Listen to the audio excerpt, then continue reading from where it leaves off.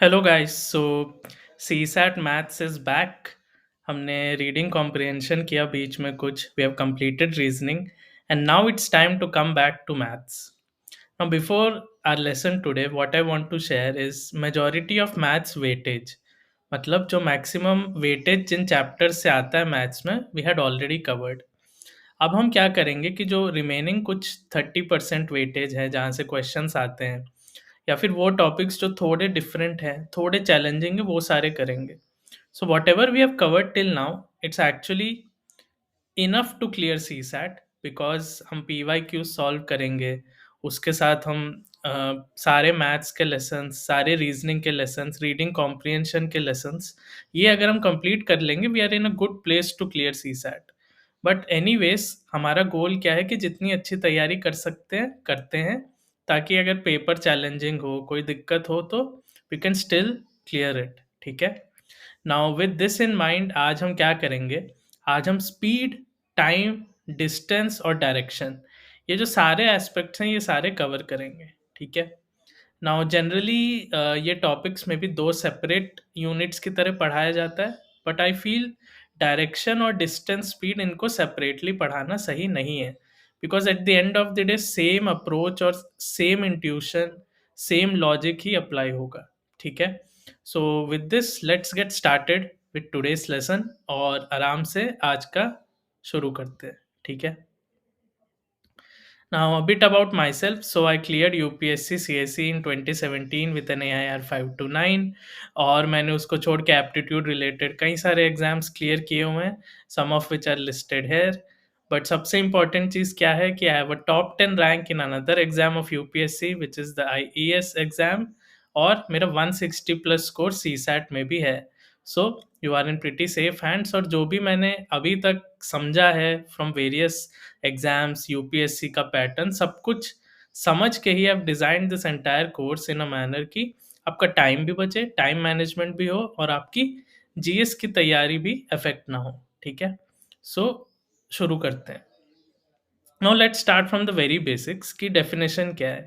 Now if not everyone, most of you would know this कि GS का तैयारी करने से पहले भी, सीसेट की तैयारी करने से पहले भी, कि स्पीड क्या होता है। ठीक है। What is average speed, what is speed. ठीक है। तो स्पीड होता है डिस्टेंस डिवाइडेड बाय टाइम। ठीक है, सिंपल। और अगर मैं पूछूं आपसे कि किसी भी दौरान, during any journey, any time, if someone asks what is average speed, remember total distance over total time. Now just remember these definitions. I'll show you how they are useful. Okay. Specially ये वाला जो definition है वो काफ़ी काम आएगा, because आपका जो कन्फ्यूजन होता है कि डिस्टेंस ऐड करें, टाइम ऐड करें, स्पीड ऐड करें, ये जो प्रॉब्लम्स है वो यहाँ से सॉल्व हो जाएंगे। ठीक है। ओके। सो क्वेश्चंस के थ्रू सीखेंगे, क्योंकि फॉर्मूला तो बहुत सिंपल है, एक ही फॉर्मूला है जो आपके सामने है। So it's mainly going to be learning through questions. Now have a look at this previous year question. So it says if a bus travels 160 kilometer in 4 hours, ठीक है, and a train travels 320 kilometer in 5 hours at uniform speeds. Uniform speed मतलब speed change नहीं होती है, fixed है। ठीक है। Then what is the ratio of the distances traveled by them in 1 hour? अब distance traveled in 1 hour तो speed ही हुआ ना। क्यों? क्योंकि speed होता है डिस्टेंस ओवर टाइम। ठीक है। अब अगर टाइम 1 आवर है, टाइम 1 है, और मैं हर चीज़ किलोमीटर पर आवर पे लिख रहा हूँ, ठीक है, सो बेसिकली डिस्टेंस क्या होगा, स्पीड मल्टीप्लाइड बाय टाइम। ठीक है। Distance is speed multiplied by time, and time here is 1 hour. So distance का जो मैग्नीट्यूड है that will be same as speed, है ना। बस किलोमीटर में लिखना पड़ेगा instead of kilometre per hour. ठीक है। क्लियर है। तो इनडायरेक्टली हमको यहाँ पे क्या करना है, स्पीड का रेशियो निकालना है, क्योंकि डिस्टेंस ट्रेवल्ड इन 1 आवर का रेशियो भी वही होगा जो स्पीड का रेशियो होगा। ठीक है। तो अब क्या करेंगे, दोनों की स्पीड कैलकुलेट कर लेते हैं। बस ट्रेवल्स 160 किलोमीटर इन 4 आवर्स, तो बस की स्पीड कितनी होगी, speed of bus is equal to distance travelled by bus which is 160 divided by time taken by bus which is 40। ठीक है, 40 किलोमीटर पर आवर। दूसरा ट्रेन है, तो speed of train is equal to distance travelled by train divided by time taken. ठीक है, तो ये हो गया 64 किलोमीटर पर आवर। ठीक, तो अब हमसे पूछा है what is the ratio of distance travelled by them in 1 hour.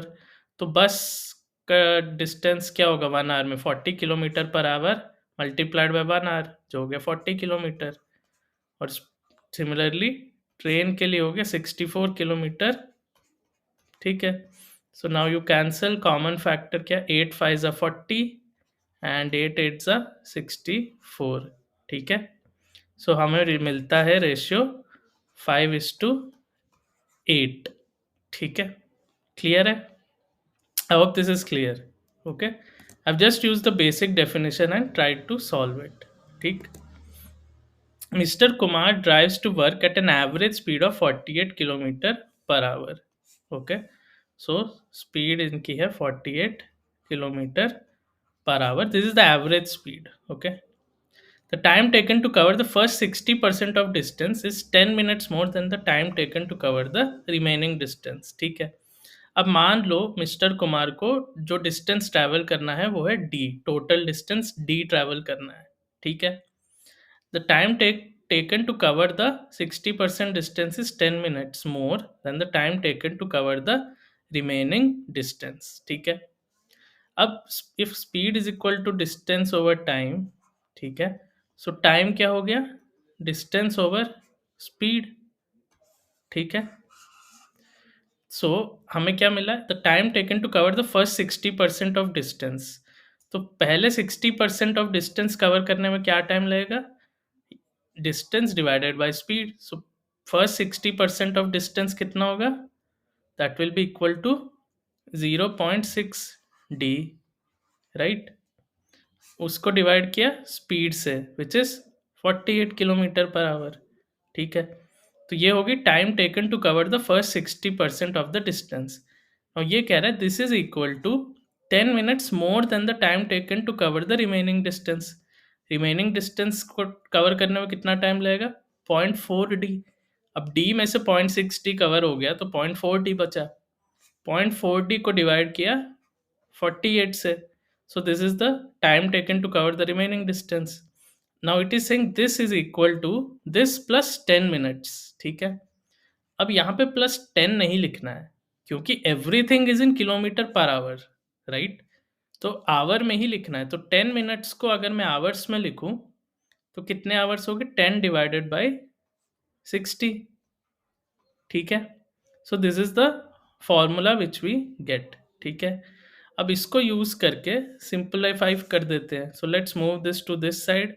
So I get 0.2 D divided by 48 is equal to, this is nothing but 10/60 which is 1/6। ठीक, so this is 1, 6 is 8, so D becomes 8 divided by 0.2 which is 80 divided by 2 which is 40 kilometre.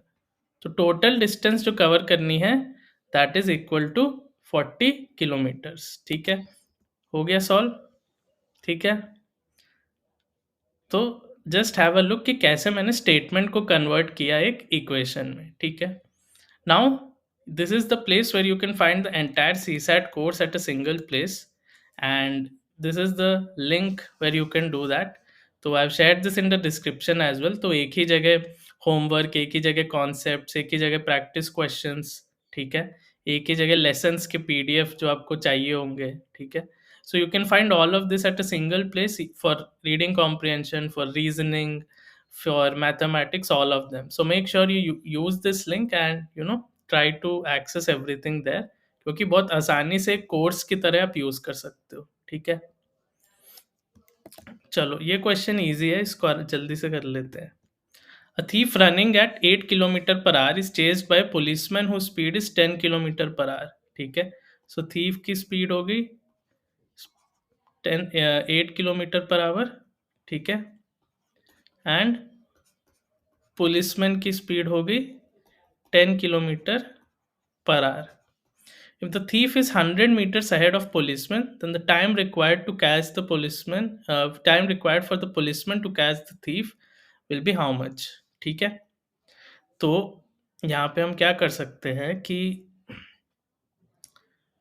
जितना distance thief travel करेगा, policeman को उससे 0.1 kilometre ज़्यादा distance travel करना है, ठीक है?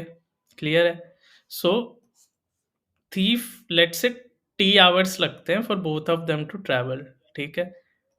क्लियर है? टी आवर्स मान लो, तो टी आवर्स में थीफ कितना डिस्टेंस ट्रैवल करेगा? 8 8t, राइट? करेक्ट, क्योंकि speed multiplied by time is distance, है ना? Speed is distance over time, ठीक है? So speed into time is distance, ठीक है? तो अगर मान लो टी टी आवर्स लगते हैं for the policeman to catch up with the thief, ठीक है? और हमें क्या पता है कि पुलिसमैन को थीफ से 100 मीटर ज़्यादा डिस्टेंस ट्रैवल करना है, क्योंकि policeman is 100 metres behind. So the distance travelled by policeman in T hours is 10t. The distance traveled by thief in t hours, the same amount of time would be 8t. और जो distance पुलिसमेंट ने travel किया है वो thief के distance से कितना ज़्यादा है? 100 metres, which I can write as 0.1 kilometres, ठीक है? अब if I solve this equation I get 2t is equal to 0.1, जिससे हमें मिला t इज इक्वल टू 0.1/2 या 1/20, ठीक है? क्लियर है? अब the point is this is in hours. If have to convert this into minutes, तो क्या करेंगे? इसको मल्टीप्लाई करेंगे 60 से, तो जिससे हमें मिलेगा 3 मिनट्स, ठीक है? क्लियर है? ओके, तो this is how you have to solve this. The other ways you can do is I'm just giving a hint कि पुलिसमैन की स्पीड 2 किलोमीटर पर आवर ज़्यादा है, राइट? मतलब 1 घंटे में policeman is going to cover 2000 metres more. मतलब आधे घंटे में the policeman will cover 1000 metres more, which means in the 3 minutes he will cover 100 metres more, ठीक है? That is the other way you can actually think about it. Okay, अब देखते हैं ये वाला question. A train travels at a certain average speed for a distance of 63 kilometers and then travels a distance of 72 kilometers at an average speed of 6 kilometer per hour more than its original speed. ठीक है? If it takes 3 hours to complete the total journey, what is the original speed of the train in kilometers per hour? ठीक है? तो क्या होगा? Late से 63 kilometres cover करने में जो टाइम लगता है वो t1 है, 72 किलोमीटर्स कवर करने में जो टाइम लगता है वो t2 है, ठीक है?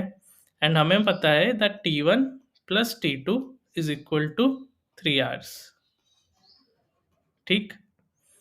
अब अगेन फॉर्मूला वही है, speed is distance over time. तो टाइम क्या हो गया? डिस्टेंस ओवर स्पीड, ठीक है? अब t1 टाइम कितना होगा? सो लेट्स से the average speed of the train initially is x, ठीक है? इनिशियल एवरेज स्पीड जो शुरू में है इसको कह दो that is equal to x, ठीक है? अब अगर इनिशियल एवरेज स्पीड x है, सो x से मेरा मतलब है x किलोमीटर्स पर आवर. तो t1 टाइम क्या होगा? 63 किलोमीटर्स कवर करने में how much time will it take? It will take distance over time which is 63 over x, ठीक है? Similarly t2 distance, t2 time क्या है? 72 किलोमीटर्स कवर करने, so distance is 72 divided by speed. Now what is the new speed? The new speed is 6 more than the original average speed, मतलब x plus 6. और इनको जब मैंने add किया मुझे मिलेगा 3, ठीक है? Now what you can do is you can cross multiply and solve it, but उससे क्या होगा? आपको एक क्वाड्रेटिक इक्वेशन मिलेगा which you might find difficult to solve. So ऐसे केसेस में एक्चुअली ऑप्शंस पुट करके चेक करना is not a bad option, ठीक है? आप सोच भी सकते हो, जैसे 24 से डिवाइड किया, तो 24 से डिवाइड किया तो ये 2 से बड़ा आएगा ये नंबर, और ये नंबर भी 2 से बड़ा आएगा। So how can this plus this be equal to 3? नहीं होगा, राइट? सिमिलरली यहाँ पे आप देखोगे 33 से डिवाइड करोगे, this is approximately 2, this is also approximately 2, तो 3 से बड़ा आएगा number. But when I use 42, so 63 divided by 42 कितना होगा? 1.5। और ये 72 डिवाइडेड बाय 48 हो जाएगा, तो this is also 1.5। So 1.5 plus 1.5 actually 3 होगा। ठीक है, तो इसीलिए you can actually mark option C. But the key is forming this equation. मैंने पहले लॉजिक से लिखा कि अच्छा ये टाइम प्लस ये टाइम 3 है, फिर T1 कैलकुलेट किया, फिर T2 कैलकुलेट किया, and then added them up to get 3। ठीक है, clear? I hope this is fine now. ठीक है, अब ये देखते हैं। A person can walk a certain distance and drive back in 6 hours. He can also walk both ways in 10 hours. ठीक है, so let's say there are 2 points, ये A point है, ये B point है। So going from A to B while walking and coming back while walking, इसमें लगते हैं 10 घंटे, मतलब 5 hours लगेंगे जाने में और 5 hours लगेंगे वापस आने में। ठीक है, this is when the person is walking. ठीक, now they are saying a person can walk a certain distance and drive back in 6 hours। अब 6 घंटे टोटल लग रहे हैं while I am walking one way and coming back while driving, right? So this means 5 hours walking में लग रहे हैं और टोटल 6 hours लग रहे हैं, मतलब 1 hour ही लग रहा है ड्राइविंग में। ठीक है, क्लियर?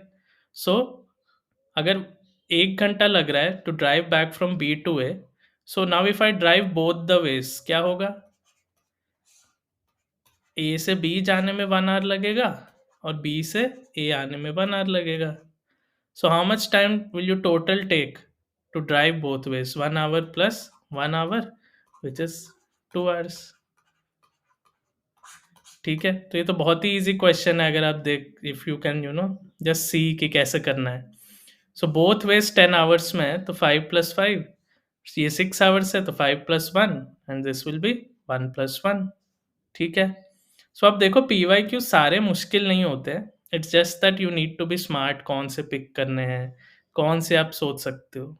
ठीक है, अब ये देखो, to cars start towards each other from two places A and B which are at a distance of 160 kilometers। ठीक है, ये A है, ये B है। ठीक है, मान लो यहाँ कार 1 है, यहाँ कार 2 है। ठीक है, और ये जो पूरा डिस्टेंस है, this is equal to 160 kilometers।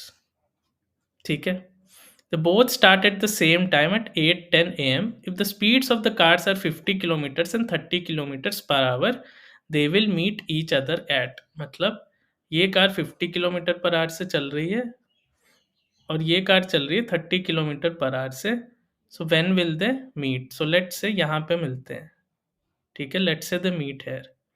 अब यहाँ से what you can see is the distance covered by car 1 which is this, plus the distance covered by car 2 which is this should be equal to 160, है ना? This distance is 160। So let's say t hours लगते हैं for them to meet। ठीक है, so car 1 भी t hours के लिए चलेगी और car 2 भी t hours के लिए ही चलेगी। So how much distance will the car 1 cover in t hours which is 50। ठीक है, 50 किलोमीटर पर आवर है, so 50 into T is the distance covered by car C1। What is the distance covered by car C2 in T hours? 30t। ठीक है, and finally how much is 50t plus 30t? ये 50t है, ये 30t है, तो इनका sum will be equal to 160 kilometres. ठीक है, so which gives me 8t और 80t इज इक्वल टू 160, सो t हो गया 2। विच मीन्स जब वो शुरू करते हैं उसके 2 घंटे बाद वो यहाँ मिलेंगे। ठीक है, तो 2 घंटे बाद कितना टाइम हुआ? So if they start at 8:10 a.m. They will actually meet at 10:10 AM, ठीक है। अब देखो ये क्वेश्चन पढ़ने में मुश्किल लग रहा होगा, बट बहुत ही सिंपल है ना, एक लाइन का आंसर है, बस इतना ही करना है। तो इसीलिए try to draw such diagrams, try to draw such simple figures, उससे क्या है बहुत इजी हो जाता है, उसके बगैर थोड़ी दिक्कत आएगी ही आएगी, ठीक है।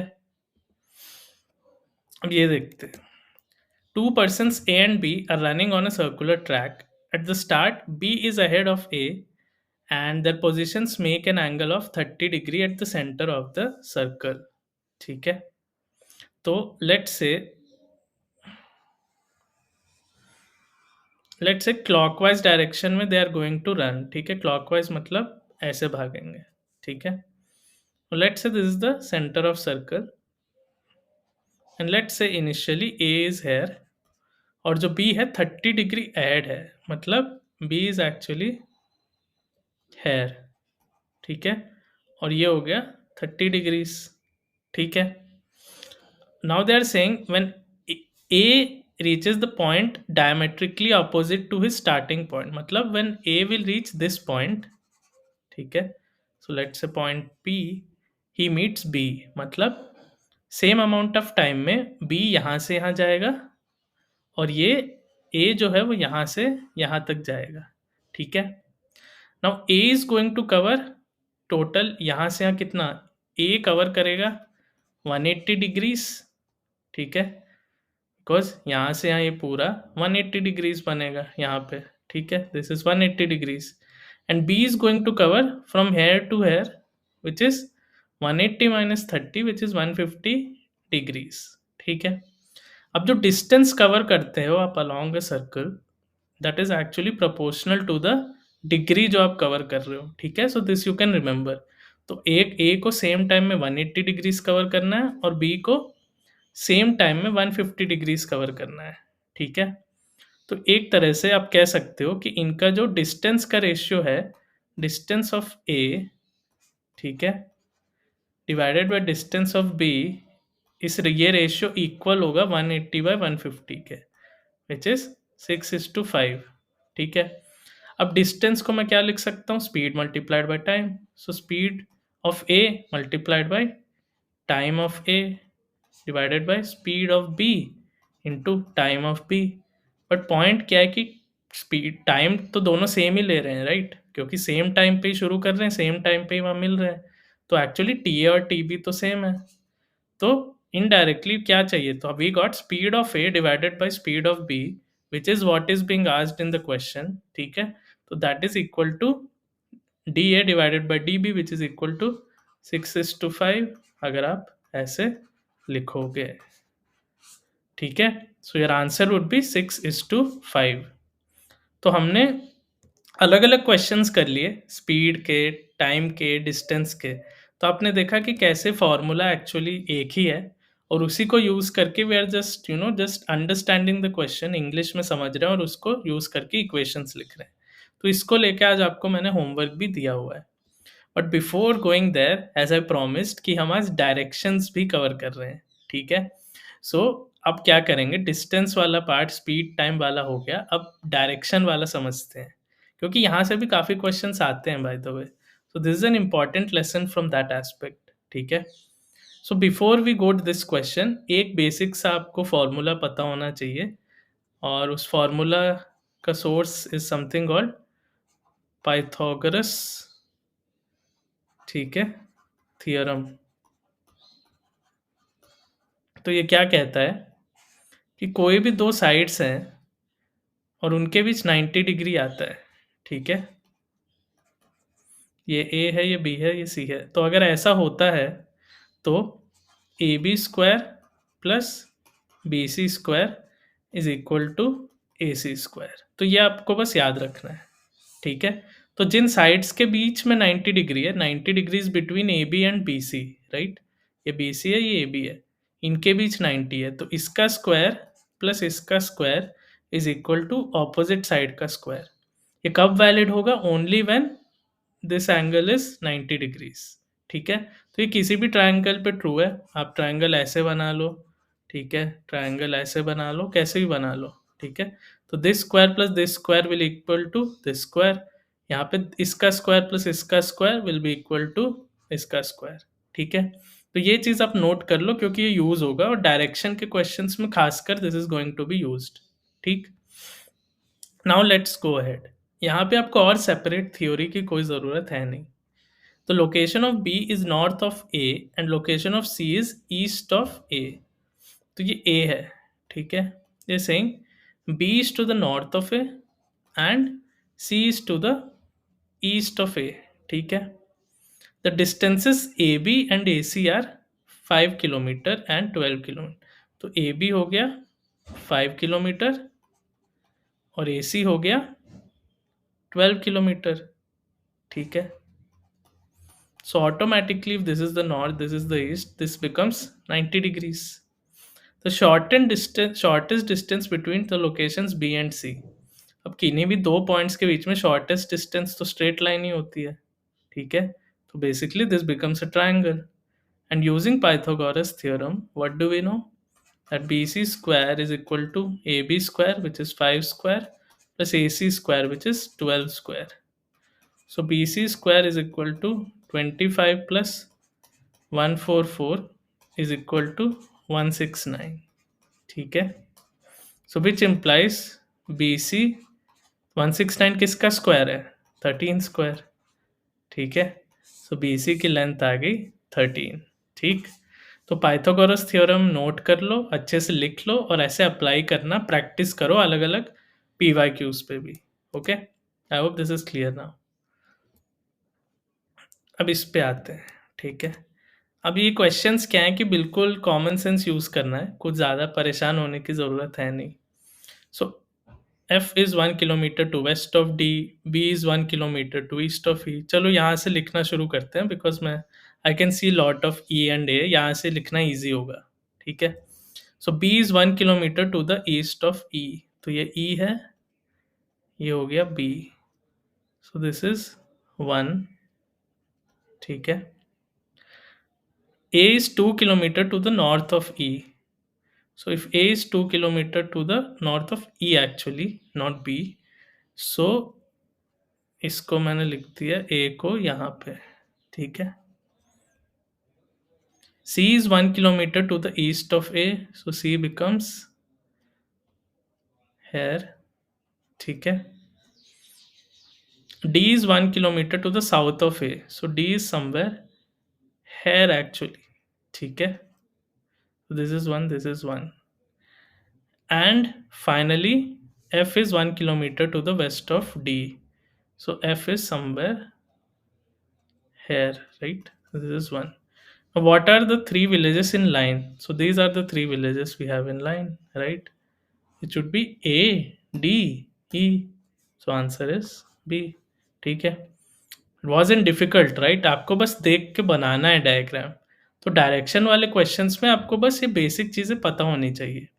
So just so that I am very very clear about a few things. तो ये देखो, ये नॉर्थ होता है, ये ईस्ट होता है, ये साउथ होता है, ये वेस्ट होता है। तो यहाँ पे जब आप एग्जैक्टली जाओगे, अगर ये 45 डिग्री मानोगे तो मतलब टोटल 90 है, तो बिल्कुल बीच में जाओगे। तो this is north east.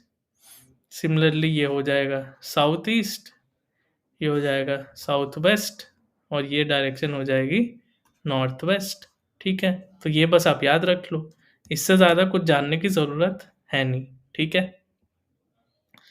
Now have a look at this.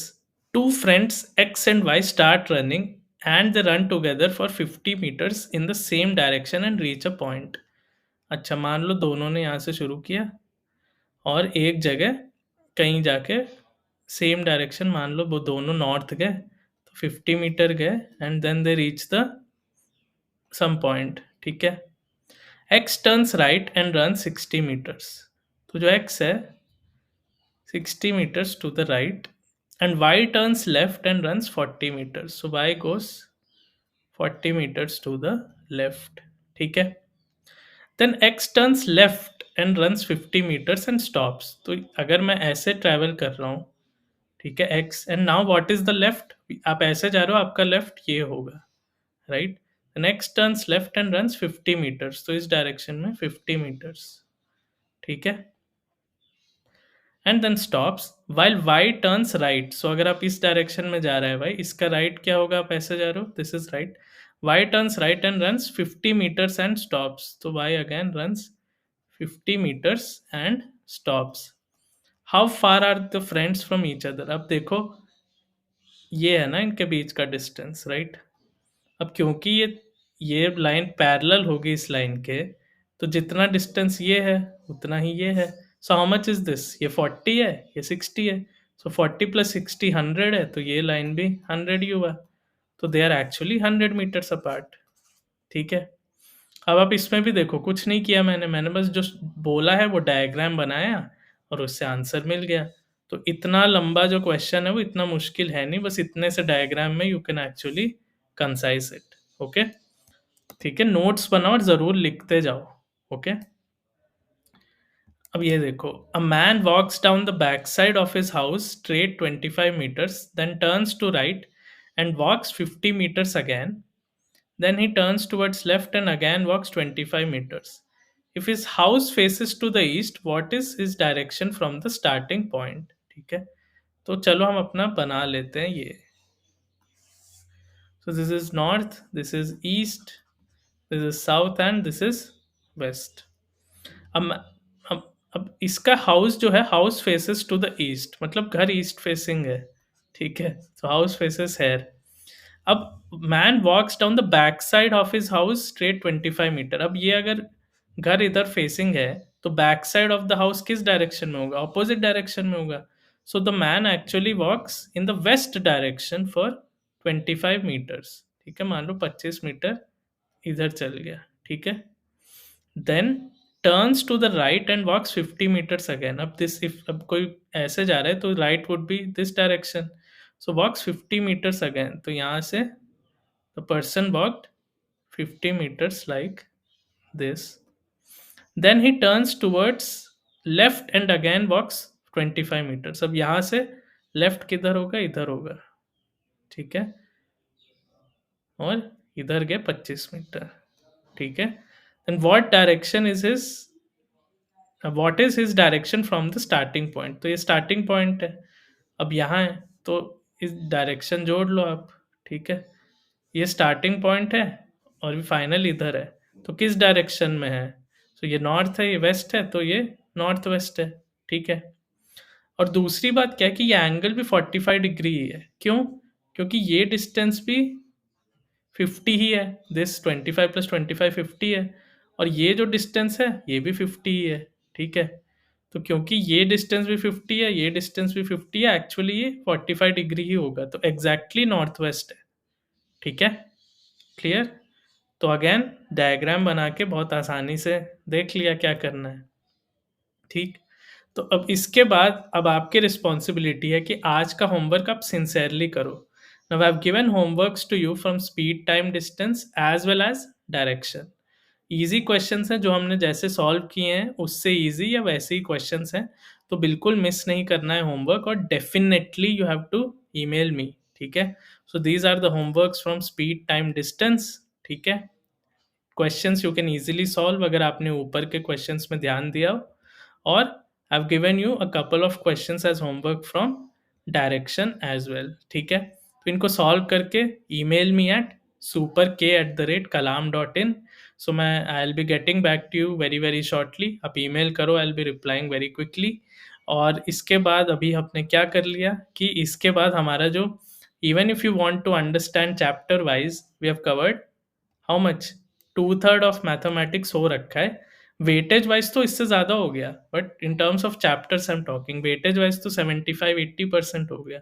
Now speed, time, distance, directions and distance आज हमने कर लिए, ये सब हमने पहले कर लिए थे। And set theory and Venn diagrams actually we covered very well in syllogism का चैप्टर इन रीजनिंग। ठीक है, तो अगर आपको फिर से कवर करना है, we have completely covered it there. और बेसिक अलजेब्रा ये सारे चैप्टर्स करते करते हम ऑलरेडी सीख रहे हैं, तो there is no need to do this separately. ठीक है, सो इस तरह आप देख सकते हो कि we have actually covered a lot of it, and हमारा उतना मैथ्स बचा नहीं है जितना आपको लग रहा है। और इसमें भी दीज चैप्टर्स, स्पेशली ये 3 chapters and even let's say probability, they effort बहुत ज़्यादा लगता है और रिटर्न बहुत कम है। तो हम उन चैप्टर्स पे ज़्यादा ध्यान देंगे जहाँ पे एफर्ट करने पे रिटर्न भी निकले, जैसे may be data interpretation, time and work and so on, ठीक है? सो विद दिस आज का लेसन एंड करते हैं and very nice to be back with maths lessons और waiting to see your homework, ठीक है? अच्छे से मेहनत करो, रिवाइज़ करो and best of luck, okay? See you very, very soon.